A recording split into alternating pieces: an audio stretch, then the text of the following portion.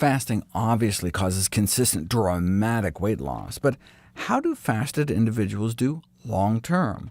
Some research groups reported extremely disappointing results. Here's what they saw. Average subjects started out at about 270 pounds, and in the 6 months before the fast continued to gain weight, as obese persons tend to do. Then after 24 days of what they called inpatient starvation, a dramatic 27-pound weight loss. Then what do you think happened? They gained it all back, and more. Though one could argue if they had not fasted, they might have been up around here at that point. In another study with follow-ups ranging up to 50 months, only 4 out of 25 so-called super-obese patients achieved even partial sustained success. Based on these kinds of data, some investigators concluded that complete starvation is of no value in the long-term treatment of obese patients. Other research teams reported better outcomes. One series of about 100 individuals found that 60% either retained at least some weight loss at follow-up, or even continued losing. The follow-up periods varied from 1 to 32 months, with no breakdown as to who fasted how long, though making the data hard to interpret. 1 year after fasting 62 patients down 16 pounds in 10 days in another study, 40% retained at least 7 pounds of that weight loss. Put 6 such studies together, and hundreds of obese subjects fasted for an average of 44 days, lost an average of 52 pounds, and around 1 or 2 years later, 40% retained at least some of that weight loss. So most gained all their weight back, but 40% is extraordinary for a weight loss study. Follow 100 obese individuals getting treated at a weight loss clinic with a standard, low-calorie diet, and researchers found only 1 out of 100 lost more than 40 pounds, only about 1 in 10 even lost 20 pounds, with the overall successful weight maintenance at only 2 patients over 2 years. That's why having a control group is so important. What may look like a general failure may actually be a relative success compared to more traditional weight loss techniques. Researchers new to the field may find it clearly disappointing that a year later 2/3 were failures, with more than a third regaining all their weight they had initially lost, but 12% were labeled successes, maintaining 59 pounds of weight loss 2 years later. They lost massive amounts of excess weight and kept it off. In a direct comparison of different weight loss approaches at the same clinic, 5 years after initiating a conventional low-calorie approach, only about 1 in 5 was down 20 pounds, compared to nearly half in the group who instead had undergone a few weeks of fasting years previously. By year 7, most of those instructed on daily caloric restriction were back to or had exceeded their original weight, but that was only true of about 1 in 10 of the fasted group.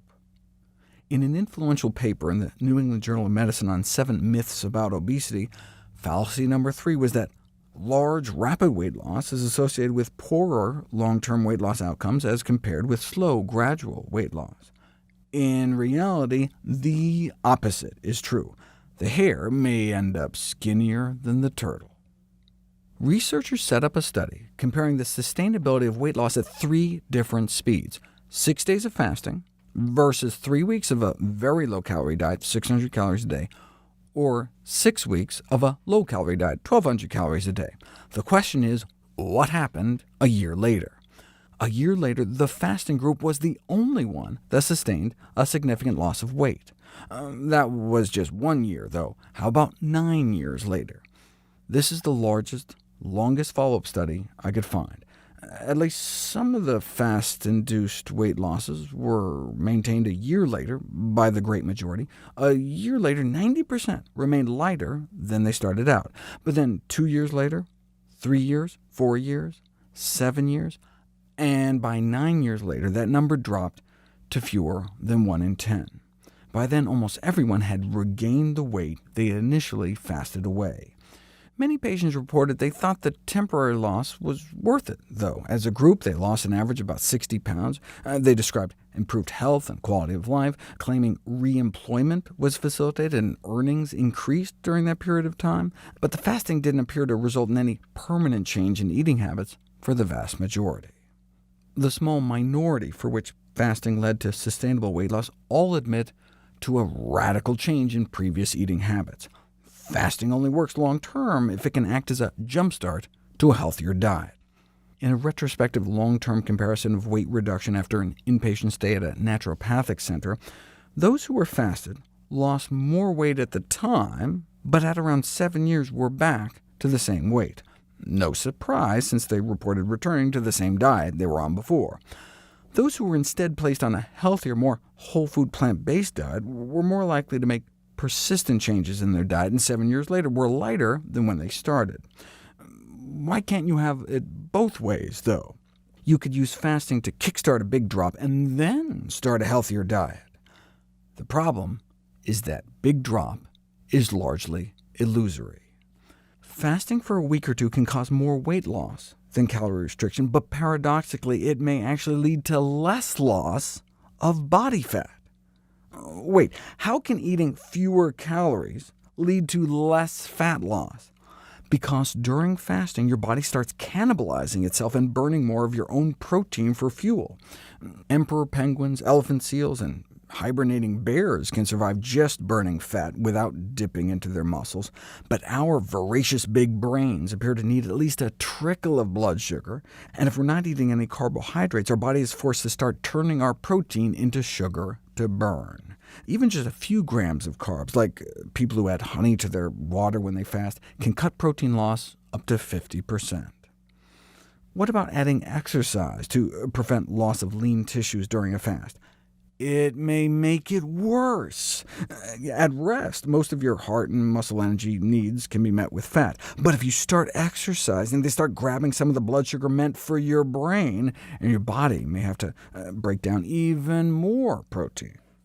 Less than half of the weight loss during the first few weeks of fasting ends up coming from your fat stores. So even if you double your daily weight loss on a fast, you may actually be losing less body fat. An NIH-funded study placed obese individuals on an 800-calorie-a-day diet for 2 weeks, and they steadily lost about a pound of body fat a day. Then they switched them to about 2 weeks of 0 calories, and they started losing more protein and water, but on average only lost a few ounces of fat a day. When they were subsequently switched back to the initial 800 calories a day for a week, they rapidly replaced the protein and water, and so the scale registered their weight going up. But their body fat loss accelerated back to the approximate pound a day. The scale made it look as though they were doing better when they were completely fasting, but the reality is that they were doing worse. So during the 5-week experiment, they would have lost even more body fat sticking to their calorie-restricted diet than completely stopping eating in the middle. They would have lost more body fat eating more calories.